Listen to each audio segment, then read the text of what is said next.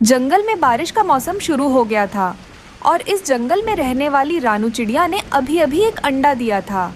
वो अपने अंडे को बड़े ही प्यार से निहार रही थी। मेरे प्यारे बच्चे, मैं तुम्हारा बहुत अच्छे से ध्यान रखूंगी, बस तुम्हारा अंडे से बाहर आने का इंतज़ार कर रही हूँ। तभी अचानक से बारिश का पानी रानू चिड़िया के घोंसले में आने लगता है। उसका एक अंडा पानी में डूब रहा था। अरे ये क्या, बारिश का पानी तो घोंसले में आ रहा है। लगता है मुझे अपना अंडा लेकर घोंसले से बाहर जाना होगा, वरना मेरा अंडा पानी में ही डूब जाएगा। फिर रानू चिड़िया अपना अंडा लेकर घोंसला से बाहर आ जाती है और एक पेड़ पर बैठ जाती है। हे ऊपर वाले, तेरा लाख लाख शुक्र है। अच्छा हुआ मैं समय रहते ही बाहर आ गई, लेकिन अब मैं कहाँ जाऊँगी? ये बारिश तो रुकने का नाम ही नहीं ले रही है। मुझे कैसे भी करके मेरे अंडे को सुरक्षित जगह पर ले जाना होगा। फिर रानू चिड़िया अपने अंडे को एक जगह रखने के लिए सुरक्षित जगह तलाश करने लगती है, लेकिन उसे कोई भी सुरक्षित जगह नहीं मिलती। मुझे तो कोई भी सुरक्षित जगह नहीं मिल रही है। मेरा अंडा बारिश में भीग रहा है।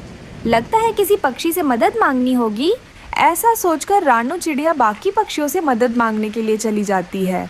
वो पहले गौरी कवि के घर जाती है और उसका घर का दरवाज़ा खटखटाने लगती है। गौरी बहन, मेरी मदद करें, मुझे अपने घर के अंदर ले ले। बारिश बहुत हो रही है। बारिश की वजह से मेरा अंडा बारिश में भीग रहा है। मेरी मदद करें। अरे वो छोटी चिड़िया, चुपचाप चली जा यहाँ से। मैं तेरी कोई भी मदद नहीं करने वाली। मुझे पता है तुम यहाँ किस लिए आई हो। मैं कभी तुम्हें अपने घर में नहीं रखने वाली। अब यहाँ से चली जा। फिर रानू चिड़िया हरियाली तोती के घर जाती है। हरियाली बहन, मेरी मदद करें। बारिश की वजह से मेरा अंडा भीग रहा है। मुझे अपने घर में आने दे। रानू बहन, मेरे घर में मेरे लिए, मेरे बेटे के लिए जगह नहीं है। अब मैं तुम्हें और तुम्हारे अंडे को कहाँ से रखूँगी? ना बाबा, ना जाओ तुम अब यहाँ से। ऐसे ही हरियाली तोती रानू चिड़िया की कोई मदद नहीं करती है। चिड़िया निराश होकर अपना अंडा उठाकर वहाँ से चली जाती है। फिर चिड़िया उड़ते उड़ते इंसानों के बस्ती की ओर जाती है और वो किसान की पत्नी के घर जाकर उसके बड़े से पेड़ के नीचे जाकर बैठ जाती है। अपने घर के सामने चिड़िया की चू चू की आवाज़ सुनकर किसान की बेटी भागती हुई उसके पास आती है। क्या बात है चिड़िया रानी, तुम यहाँ पेड़ के नीचे बैठकर क्यों रो रही हो? दोस्त, बारिश की वजह से मेरा घर डूब गया है। मेरे जंगल में मेरे पक्षी दोस्त कोई भी मदद नहीं कर रहे हैं। मुझे डर लग रहा है कि बारिश की वजह से मेरा अंडा कहीं खराब ना हो जाए। चिड़िया रानी, तुम चिंता मत करो, मैं अभी तुम्हारे बारे में अपनी माँ को बताती हूँ। मेरी माँ तुम्हारी मदद ज़रूर करेगी। फिर वो नन्ही सी बच्ची अपनी माँ के पास जाती है और चिड़िया के बारे में सारी बात बताती है। उसे चिड़िया को हमारे घर के अंदर आने दो। हमारा घर बहुत बड़ा है। वो किसी कोने में अपना घोंसला बनाकर रह सकती है। फिर वो नन्ही सी बच्ची चिड़िया को अपने घर में जगह देती है और सूखा घास देती है, जिससे चिड़िया अपने लिए नरम घोंसला बना लेती है। अब उसके अंडे सुरक्षित थे। नन्ही सी बच्ची, तुम्हारा बहुत बहुत धन्यवाद। चिड़िया रानी, तुम धन्यवाद मत बोलना। मुझे पक्षियों को मदद करना बहुत अच्छा लगता है। बारिश रुक जाने बाद तुम हमारे घर के सामने वाले पेड़ पर अपने लिए बड़ा सा घोंसला बना सकती हो। तुम्हारे लिए और तुम्हारे बच्चों के लिए अपने घर के पास मैं हर दिन दाना रख दिया करूँगी। ऐसे ही कुछ दिन बीत जाते हैं। बारिश भी रुक जाती है। जैसे बच्ची ने कहा था, रानू बड़े से पेड़ पर अपने लिए बड़ा सा घोंसला बना लेती है। ऐसे ही एक दिन गौरी कव्वी इंसानों के बस्ती की ओर आती है और चिड़िया को पेड़ पर घोंसला बनाकर रहते हुए देख लेती है। अरे यह क्या, यह छोटी सी चिड़िया तो इंसानों की बस्ती में मजे कर रही है।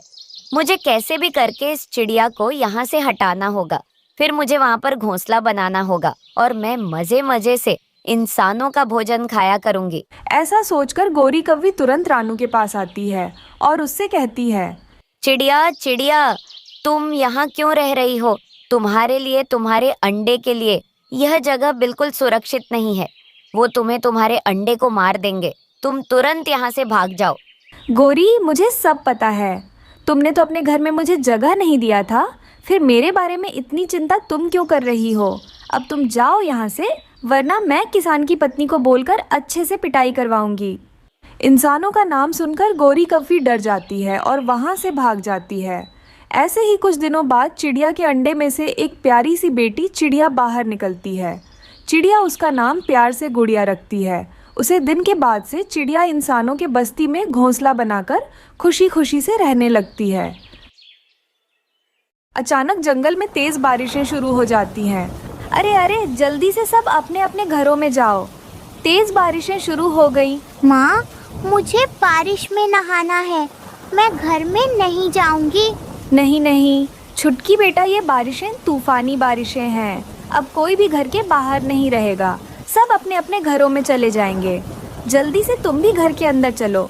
फिर रानो चिड़िया अपनी बेटी छुटकी को लेकर अपने घर के अंदर आ जाती है। दूसरी तरफ बाकी पक्षी भी अपने अपने घरों में आ जाते हैं और अंदर से दरवाज़ा बंद कर लेते हैं। कालू जी, इतनी तेज बारिशें तो मैंने कभी नहीं देखी। मुझे तो बहुत डर लग रहा है। गौरी, तुम कुछ भी परेशान मत होना। तुम्हारा पति कालू तुम्हारे साथ खड़ा है, तुम्हें कुछ होने नहीं देगा। आप मुझे क्या बचाओगे कालू जी? हल्की सी बिजली कड़कती है तो मेरे पीछे आकर छुप जाते हो, बातें तो इतनी बड़ी बड़ी करते हो। तभी जोरों से बिजली कड़कने लगती है। देखो गौरी, कितनी जोरों की बिजली कड़क रही है। मुझे तो डर लग रहा है कि कहीं हमारा घर इस बिजली की वजह से टूट ना जाए। हाँ कालू जी, हमारा घर कितना पुराना है, कहीं इस बारिश की वजह से हमारा घर टूट ना जाए, वरना सारा भोजन पानी में बह जाएगा। सभी पक्षियों के घर काफी ज्यादा पुराने थे, जिस वजह से सभी पक्षी अब बहुत डर रहे थे कि कहीं उनका घर बारिश की वजह से टूट ना जाए। छुटकी बेटा, घर में ज्यादा उछल कूद मत करना, वरना बारिश की वजह से हमारा घर टूट भी सकता है। माँ, हमारा घर टूट जाएगा तो क्या होगा? अरे छुटकी बेटा, शुभ शुभ बोलो, ऐसा कुछ नहीं होगा। पति जी, मैं आपको कितनी बार कहती थी, बारिशें शुरू होने से पहले हमारा घर मजबूत कर लो, पर आप मेरी सुनते ही कहाँ हो। देख लो, अब कितनी जोरों की बारिशें हो रही हैं। कहीं हमारा घर इन बारिशों की वजह से टूट ना जाए। अगर सच में हमारा घर टूट जाएगा तो मेरे इन दोनों अंडों का क्या होगा? ऐसे कहते ही तभी उनका घर जोर जोर से हिलने लगता है। अरे लूसी, हमारा घर ऐसे क्यों हिल रहा है? तभी कबूतर का वो घर अचानक से नीचे गिर जाता है और टूट जाता है। पति जी, मेरे अंडे टूट गए। मेरे बच्चे अंडों में से बाहर आने से पहले ही मर गए। बारिश तो और भी तेज हो रही थी। सब पक्षियाँ अभी भी बहुत ज्यादा डर रहे थे। फिर कुछ समय बाद चिड़िया और कौवे के घर भी हवाओं की वजह से नीचे गिर जाते हैं और टूट जाते हैं। कालू जी, मेरी कमर टूट गई। हाय रे, निकालो कालू जी मुझे यहाँ से। फिर कालू कौवा गोरी कव्वी को वहाँ से बाहर निकालता है। ये बारिशें तो रुकने का नाम नहीं ले रही हैं। इन बारिशों की वजह से ही हम सब बेघर हो गए। माँ, मुझे बहुत ठंड लग रही है। माँ, ये बारिश का पानी तो बहुत ठंडा है। धीरे धीरे सभी पक्षियों के घर टूट जाते हैं और पानी में बह जाते हैं। पक्षियों, अब हम कहाँ रहेंगे? इन ठंडी बारिशों की वजह से हम सब बीमार होकर मर जाएंगे। हम सबको जल्द से जल्द कोई सुरक्षित जगह ढूंढनी होगी। हाँ, बुलबुल बिल्कुल सही कह रही हो। हम सबको अब घर ढूंढना पड़ेगा। हाँ दोस्तों, कोई घना पेड़ ढूंढते हैं ताकि वो पेड़ हम सबको बारिश से बचा ले। फिर वो सब पक्षियाँ घना पेड़ ढूंढने के लिए वहाँ से चले जाते हैं। बारिशें रुकने तक हम सब यहाँ रह सकते हैं। वो तूफानी बारिश तो लगातार 2-3 दिनों तक होते ही जा रही थी। बेचारे भूखे प्यासे पक्षी बहुत परेशान थे। फिर 2-3 दिनों बाद अचानक से बारिश रुक जाती है। रानू, मैं तो 2 दिनों से भूखी हूँ, अब मैं उड़ भी नहीं सकती। दोस्तों, हम सब इंसानों की बस्ती में किसान की पत्नी के पास जाते हैं। वो हमारी मदद ज़रूर करेगी। फिर चिड़िया अपने दोस्तों को लेकर इंसानों की बस्ती की ओर आती है और किसान की पत्नी के पास जाकर उसे सारी बात बताती है। अरे पक्षियों, ये सब सुनकर मुझे बहुत दुख हुआ। तुम सब मेरे घर के बाहर एक पेड़ पर घोंसले बनाकर रह सकते हो। मैं तुम सबको वक्त वक्त पर भोजन दे दिया करूँगी। अगर फिर से बारिशें शुरू हो गई और फिर से तुम सबका घोंसला टूट जाएगा तो तुम सब मेरे घर में आकर आराम से रह सकते हो और भोजन भी खा सकते हो। अब तुम सबको कोई चिंता नहीं होगी। माँ जी, हम सब 2 दिनों से बहुत भूखे हैं। क्या अभी हम सबको दाना मिल सकता है? हाँ चिड़िया रानी, क्यों नहीं। मैं अभी तुम सबको चावल भिगो कर दे देती हूँ। फिर किसान की पत्नी चावल पानी में भिगोकर उन सबको नरम नरम चावल खाने के लिए दे देती है। फिर सब पक्षी घर के बाहर पेड़ पर अपने अपने लिए घोंसले बना लेते हैं। चिड़िया किसान की पत्नी को शुक्रिया अदा करती है। फिर वो सब खुशी खुशी से अपने अपने घोंसलों में रहने लगते हैं। गरीब चिड़िया मिट्टी के बर्तन बना बनाकर बेचा करती थी, जिससे उसके घर का अच्छे से गुजारा हो रहा था। पड़ोस में रहने वाली गोरी कव्वी चिड़िया के काम से बहुत जलती थी। कालू, देखो तो वो कुम्हार चिड़िया रोज नए नए फल लाती है, घर में और अच्छा खाती है। कालू, किसी तरह उस चिड़िया का कारोबार ठप कर दो। गौरी, 3 दिन बाद बारिशें आएंगी। कल मुझे मौसम का संकेत देने वाला पक्षी मिला था। हम चिड़िया को 100 मटके बनाने का ऑर्डर दे देते हैं और फिर 3 दिन बाद उसके सारे मटके बारिश के पानी में बह जाएंगे। और उसकी सारी जमा पूंजी भी साथ ही बारिश में बह जाएगी। फिर कौवा और कव्वी चिड़िया के पास जाते हैं। चिड़िया अपना काम कर रही थी। चिड़िया, हमें 100 मटकों की जरूरत है। क्या तुम 3 दिन में हमें 100 मटके बनाकर दे सकती हो? गोरी बहन, ये तो बहुत बड़ा ऑर्डर है। मैं दिन रात एक करके 100 मटके जरूर बनाऊंगी। चिड़िया, मटके अच्छी तरह पके हुए होने चाहिए, फिर ही हम मटके उठाएंगे। ऐसा कहकर कौवा और कव्वी चले जाते हैं और चिड़िया खुशी खुशी अपनी बेटी के पास जाती है। गुड़िया बेटी, मैं मिट्टी लेने जा रही हूँ। एक बहुत बड़ा ऑर्डर आया है। कौवों को 100 मटकों की जरूरत है। मम्मा, इस काम में मैं भी आपकी मदद करूंगी। मैं भी आपके साथ मिट्टी लेने जाऊंगी। नहीं गुड़िया बेटी, मैं मिट्टी ले आती हूँ। आप जो मिट्टी पड़ी है उससे मटके बनाओ। फिर मम्मा चिड़िया टोकरी लेकर मिट्टी लेने चली जाती है और उसकी बेटी गीली मिट्टी से मटके बनाने लगती है। वो दोनों माँ बेटी दिन रात काम करती हैं। मम्मा, रात हो गई है, आप थक गई होंगी, अब बस कर जाएं। बेटी, अभी 50 मटके बाकी हैं और हमें कल कौवों को मटके देने हैं। मुझे आज रात देर तक काम करना होगा। कालू, देखो तो वो चिड़िया रात तक काम कर रही है। उसे नहीं मालूम कि उसकी मेहनत से बनाए हुए ये मटके बारिश के पानी में बह जाएंगे। मटके बन गए थे। चिड़िया लकड़ियाँ इकट्ठी करती है और आग जलाकर मटके पकने के लिए रख देती है। सारी रात आग में पकने के बाद मटके पककर तैयार हो जाते हैं। सुबह हो जाती है और आसमान पर बादल भी आ जाते हैं। गुड़िया बेटी, जाओ और गोरी आंटी को बुला लाओ। उसे कहना कि आपका ऑर्डर तैयार है, मटके ले जाए। मौसम खराब हो रहा है। गुड़िया गोरी कव्वी के घर जाती है।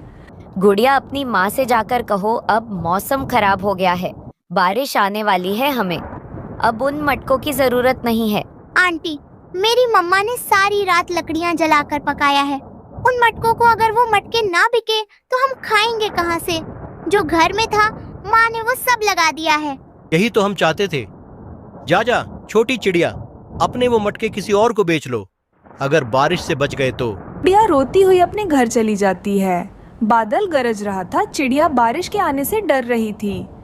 मम्मा, गौरी आंटी और कालू अंकल कहते हैं कि अपने मटके किसी और को बेच लो। वो मटके नहीं खरीदेंगे। उन्होंने हमें धोखा दिया है। गुड़िया बेटी, उन कौवों ने तो हमें बर्बाद कर दिया। मेरे पास और इतने पैसे भी नहीं कि लकड़ियाँ खरीद सकूं। तभी तेज बारिश शुरू हो जाती है।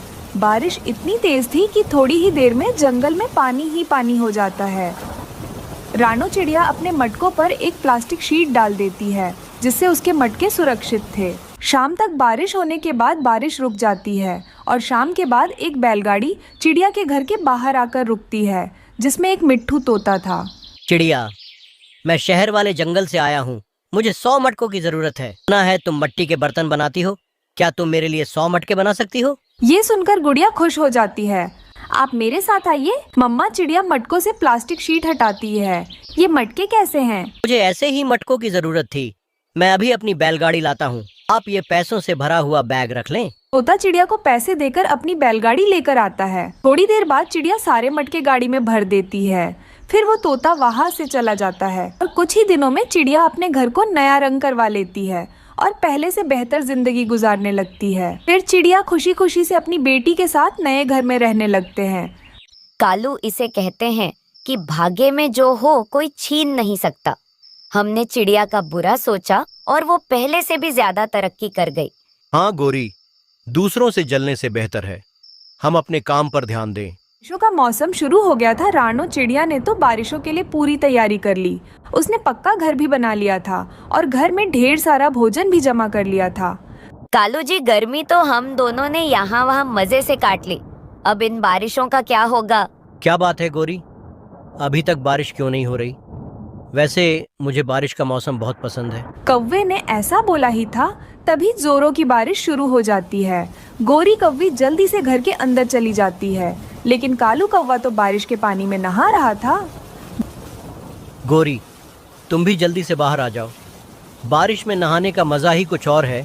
कालू जी, ये सब काम आप ही करना, मुझे बारिश में नहीं नाचना है। गोरी को बहुत तेज भूख लग रही थी, लेकिन घर में खाने के लिए कुछ भी नहीं था। मुझे तो बहुत भूख लग रही है, लेकिन मेरे पति पागल हो गए हैं जो बारिश में नाच रहे हैं। अब मुझे ही भोजन का कुछ ना कुछ करना पड़ेगा। फिर गोरी भोजन के लिए बारिश में उड़ रही थी, तभी वो बुलबुल के घर से खिड़की में से झांक रही थी। उसके घर में ढेर सारा भोजन था। वो तुरंत कालू के पास आती है और कौवे से कहती है, कालू जी, बुलबुल के घर में ढेर सारा भोजन रखा हुआ है, आप जाकर बुलबुल से बातें करना, मैं खिड़की के रास्ते भोजन चुरा लूंगी। अरे वाह गौरी, तुम्हारा आइडिया तो बहुत अच्छा है, बुलबुल को कुछ भी पता भी नहीं चलेगा। फिर कौवा बुलबुल के घर आता है और उसका दरवाजा खटखटाने लगता है। इतनी तेज बारिश में कौन आया होगा? फिर बुलबुल अपना घर का दरवाजा खोलती है, तभी कौवा घर के अंदर आ जाता है। क्या हुआ कालू, इतनी तेज बारिश में मेरे घर कैसे आना हुआ?